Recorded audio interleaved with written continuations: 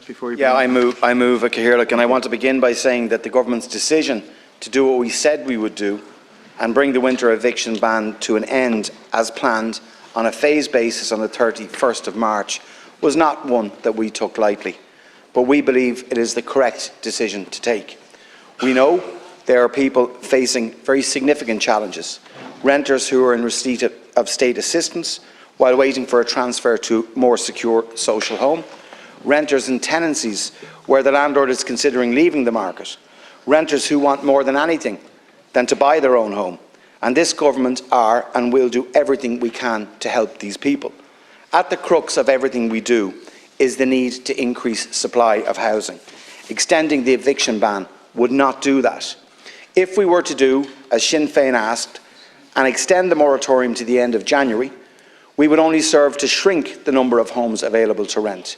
If we were to do what they are asking, we would only be having this very same debate in the middle of winter. And if we were to do as you are asking, there would be no phasing out period, rather a hard cliff edge of evictions in the weeks after Christmas, as you've proposed. The opposition know this, but they're more interested in politicising the housing crisis rather than putting forward pragmatic solutions. They know that your proposition would only serve to make a difficult situation even worse. The motion very clearly shows that Sinn Féin are not against evictions. Rather, they will ensure there are evictions when the situation would be much worse. This government has been honest with people. We introduced the winter moratorium to mitigate pressures faced by people over the winter period. We did so in the face of a cost of living crisis.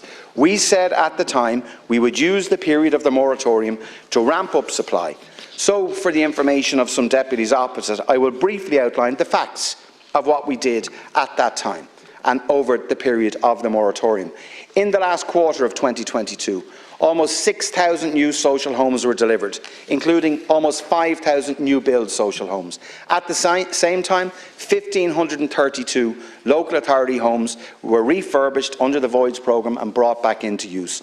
Just prior to and during the period of the moratorium, local authorities opened some 500 additional emergency accommodation beds and 170 cold weather beds. 734 adults and 346 families exited homelessness in Q4 of last year.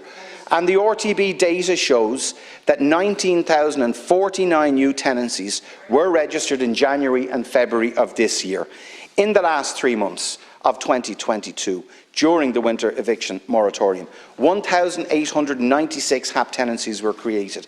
On this point, I want to highlight that the state has created on average of 630 HAP tenancies each month of last year, and that's a direct support for our most vulnerable renters.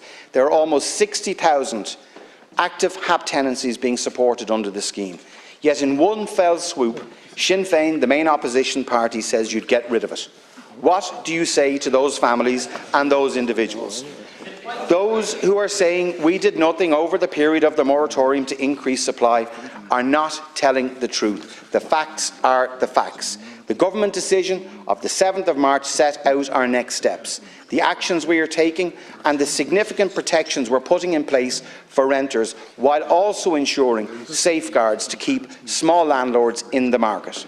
We're increasing the number of social housing acquisitions to at least 1,500 in 2023. And I know that many deputies have raised the tenant in situ scheme with me, and I can assure them that I have already corresponded with local authorities. I've issued them each with targets, and I've requested that they provide regular progress updates to me, and they're directed to do that, and 1,500 is the floor, and we will do more. We're also adding 1,000 new social homes through targeted leasing initiatives in 23 and 24. Specifically focused at our homeless community, another initiative that Sinn Féin is opposed to. And we've also taken on board pragmatic and solution-driven proposals from colleagues in the Regional Independent Group to amend the Croí Cónaithe vacancy grant to include homes built before 2007 and to include homes which can be rented to private tenants. Sinn Féin want to get rid of the vacant property tax, a direct support for home buyers and homeowners and now renters, and you won't explain why. We will give tenants the first right of refusal to buy their homes by requiring the landlord selling a property to offer it first to a tenant on an independent valuation basis for sale. And to complement this measure, we will expand the First Home Equity Scheme to support tenants to purchase under the first right of refusal and enhance the availability of the local authority home loan to tenants utilising the first right of refusal. Again, I'd remind you the First Home scheme you oppose also. We've also been working with local authorities and approved housing bodies to develop a cost rental model on a legislative basis for tenants at risk of homelessness, but not on social housing supports, to enable them to continue to rent their home on a cost rental basis. And this will be established on an administrative basis from the 1st of April to ensure no eligible household is left behind prior to any required legislation. Cost rental is a game changer in this state, and we as a government have delivered it.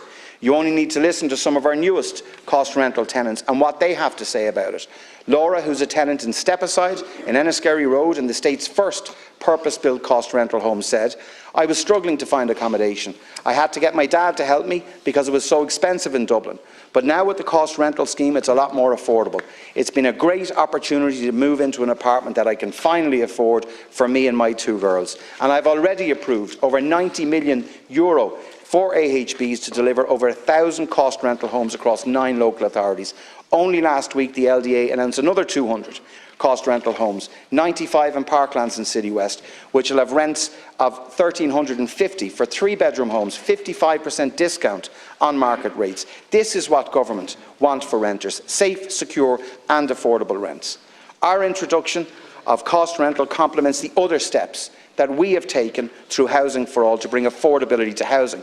Every independent survey shows that renters want to own their own home. And to that end, we have brought forward the game-changer First Home scheme, which has seen more than 3,340 registrations, over 1,200 approvals to date, 1,200 families who are able to buy their own home because of this government action. And we've expanded the Help to Buy scheme to €30,000 for first-time buyers, and we've introduced emergency powers, as you'll know, to accelerate the delivery of housing, a measure which, unsurprisingly, Sinn Féin did not support at the time we brought it forward. I, like many deputies across the House, have spoken to tenants over the past 2 weeks. They ask me what help is available to them.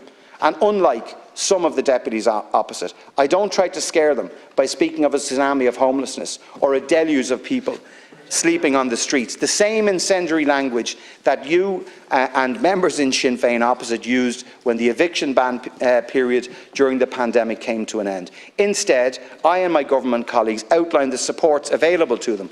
I speak to them about HAP, about RAS, about rent supplement, about purchase with tenants in situ. I encourage them to speak to local authorities about their situation. I inform them of the various schemes that government have in place to help people buy their own home, all of which Sinn Féin opposed. The First Home scheme, the Help to Buy scheme, the vacancy grant you even oppose. I inform them about cost rental, the new form of tenure in Ireland, where tenants are in place now paying rents that are not driven by market or by profits. And I tell them that we are doing everything we can to ensure that no person ends up homeless. If there was any doubt that the deputies opposite are using the current challenges to their own political benefit, you only need to look at the misinformation they're spinning around the tenant in situ scheme, most notably Deputy O'Brien 2 weeks ago. They continue to cite Dublin City Council only purchasing 7 homes under the tenant in situ scheme. They use that figure over and over, despite Dublin City Council explaining very clearly that they're examining a further 382 for purchase right now. And that you know, Deputy, as well, is that when you purchase a home, you go through conveyancing. But you use the 7, you use the figure of 7, and you know it's not true. The opposition know. You know that, but you're either confused or you're happy to mislead, and I believe it's the latter. On the wider picture, in 2022 about supply, and you didn't like this either, 30,000 new homes were completed, 45% up on the previous year. In 2022, we exceeded the Housing for All target by 5,251, and actually in January just of this year indicate construction of over 2,100 residential homes, the highest number of commencement notices received in the month of January. 25,000 first-time buyers. Come on, approvals in the first home scheme. But what will Deputy O'Brien do? What will Deputy O'Brien do? Deputy O'Brien will say, we're spending €4 billion a year on delivering housing social and affordable, which is much more than the €2.8 billion that in Sinn Féin's cobbled together plan you put forward. So Deputy O'Brien believes he can deliver more homes with less money, and simply you can't. All of us in this House, whether government or opposition, and whether some may like it or not, have a responsibility to help resolve it, not to capitalise on it, not to manipulate it, not to sow division, not to delay, use any tactic to avoid supporting legislation like you did just before Christmas that would fast-track delivery of social homes for all of us. And that's what government wants, and that's what government is doing. 2.5 years in charge and you're making it worse. Unbelievable. And it will be worse in April, May and June because of you and your colleagues. No hiding place anymore, folks. An tagta Tommy